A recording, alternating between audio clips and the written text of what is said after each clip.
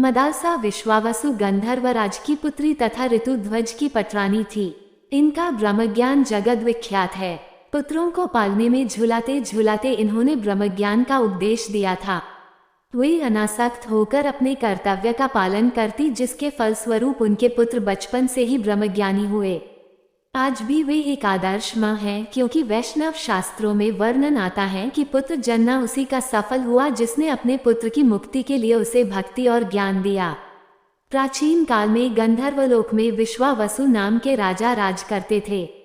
उनकी एक सुंदर कन्या थी, उसका नाम मदालसा था। उन दिनों पृथ्वी पर पातालकेतु नाम का एक बड़ा पराक्रमी दानव रहता था। पातालकेतु दानवों का राजा था। उसने छल से मदालसा का अपहरण कर लिया और अपने पाताललोक में बने हुए किले में कैद कर दिया। उन्हीं दिनों गालव नाम के एक बड़े भारी तेजस्वी ऋषि महाराज शत्रुजित के राज्य में तपस्या करते थे। उनकी तपस्या में भी पातालकेतु बड़ा ही विघ्न करता था। इससे ऋषि बड़े दुखी होते। एक दिन किसी दैवीय पुरुष ने ऋषि को एक घोड़ा देते हुए कहा, भगवान आप इस घोड़े को लीजिए, इसका नाम कुवल्याश है। यह आकाश पाताल में सब जगह जा सकता है। इसे आप जाकर महाराज शत्रुजित के राजकुमार ऋतुध्वज को दें। ऋतुध्वज इस पर चका पातालकेतु तथा अन्य राक्षसों को मारेगा। इतना कहकर वह दैवीय पुरुष चला गया। राजकुमार ऋतुध्वज घोड़े के रूप और गुणों को देखकर बहुत प्रसन्न हुए और अपने पिता के आदेश अनुसार पातालकेतु के राज्य पर आक्रमण कर दिया और उसे परास्त करके मदालसा को कैद से छुड़ा कर लौट आए। अपने राज्य में लौटकर उन्होंने मदालसा से विवाह कर लिया। विवाह के कुछ ही दिनों बाद ऋतुध्वज के ऊपर दानवों ने पुनः आक्रमण कर दिया। ये युद्ध बहुत दिनों तक चलता रहा। युद्ध के समय शत्रुपक्ष जानबूझकर तरह तरह के अफवाह फैला दिया करते हैं। उसमें से कौन सी खबर सही कौन सी झूठ, इसका निर्णय करना मुश्किल हो जाता है। दानवों ने षड्यंत्र करके ऐसी ही एक झूठी खबर को फैला दिया। वे लोग सब जगह ये कहते हुए घूमने लगे कि ऋतुध्वज युद्ध में मारे गए हैं। रानी मदालसा बहुत चिंतित होकर राजभवन में समय काट रही थी। ये समाचार उड़ते उड़ते उनके कानों तक भी पहुंच गया।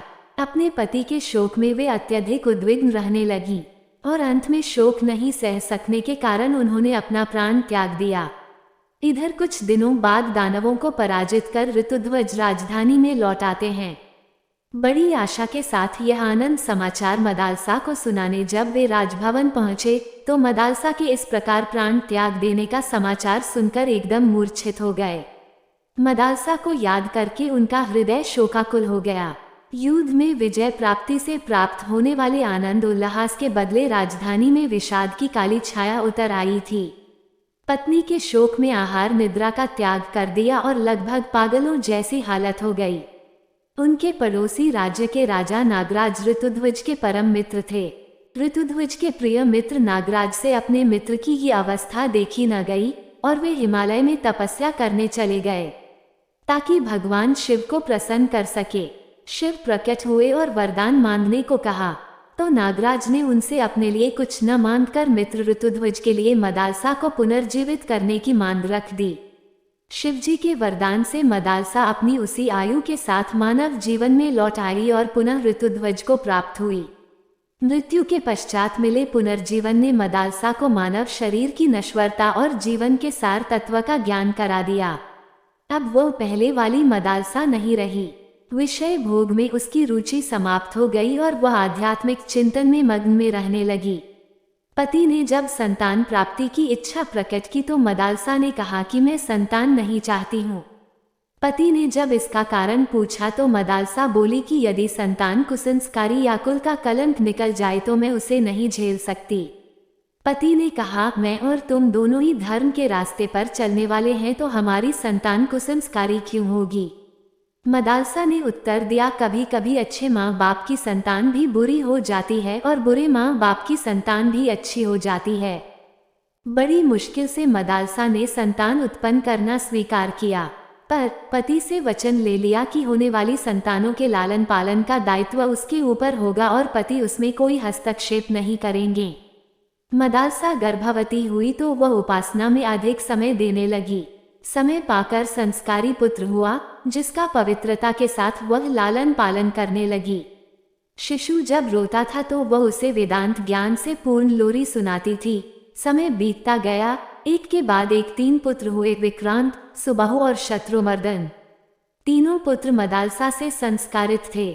मदालसा ने उन्हें माया से निर्लिप्त निवृत्ति मार्ग का साधक बनाया था, इसलिए सबने राजमहल का त्याग कर संन्यास ले लिया।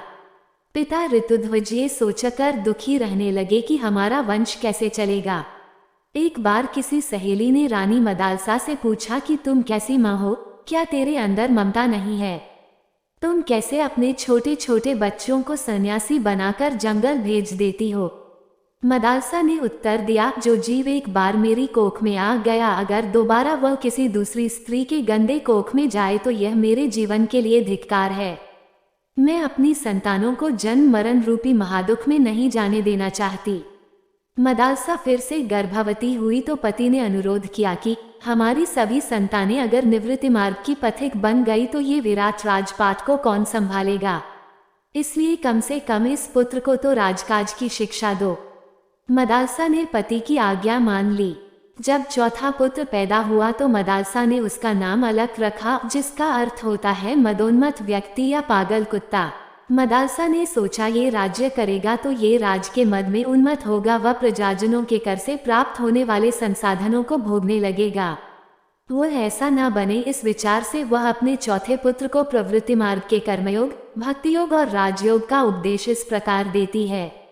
बेटा, तू धन्य है जो शत्रु रहित होकर अकेला ही चिरकाल तक इस पृथ्वी का पालन करता रहेगा। पृथ्वी के पालन से तुझे सुख भोग की प्राप्ति हो और धर्म के फलस्वरूप तुझे अमृतत्व मिले। पर्वों के दिन ब्राह्मणों को भोजन द्वारा तृप्त करना, बंधु बांधवों की इच्छा पूर्ण करना, अपने हृदय में दूसरों की भलाई का ध्यान रखना और पराई स्त्रियों की ओर कभी मन को न जाने देना। अपने मन में सदा श्री विष्णु भगवान के किसी अवतार का चिंतन करना, उनके ध्यान से अंतःकरण के काम क्रोध आदि 6 शत्रुओं को जीतना, ज्ञान के द्वारा माया का निवारण करना और जगत की अनित्यता का विचार करते रहना। धन की आय के लिए राजाओं पर विजय प्राप्त करना, यश के लिए धन का सद्व्यय करना, पराई निंदा सुनने से डरते रहना तथा विपत्ति के समुद्र में पड़े हुए लोगों का उद्धार करना। अंत में मदालसा ने एक उपदेश लिखकर अलक के हाथ में विराजमान मुद्रिका के भीतर छिपाकर रख दिया और कहा, जब कोई बड़ी विपत्ति पड़े या संकटों से घिर जाओ तब तुम यह उपदेश पढ़ लेना। अलक राजा हुए और उन्होंने गंगा यमुना के संगम पर अपनी अलकपुरी नाम की राजधानी बनाई, जो आजकल अरल के नाम से प्रसिद्ध है।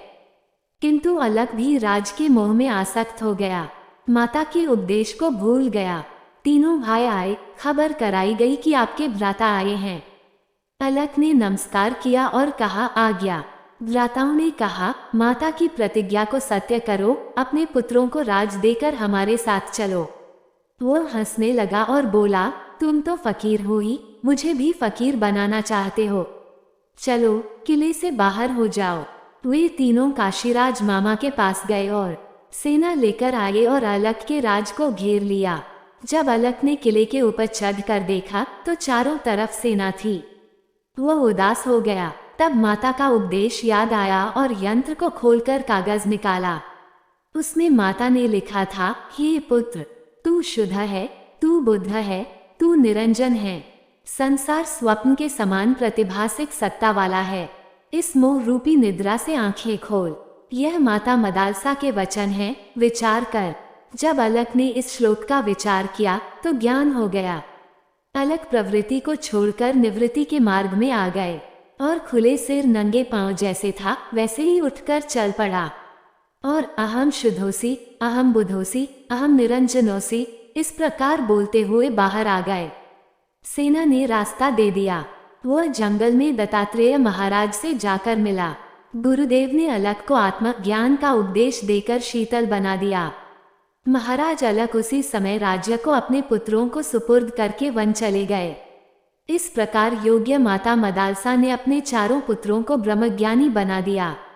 उसके पुत्रों को राज देकर तीनों भ्राताओं ने भी माता की प्रतिज्ञा को सत्य किया।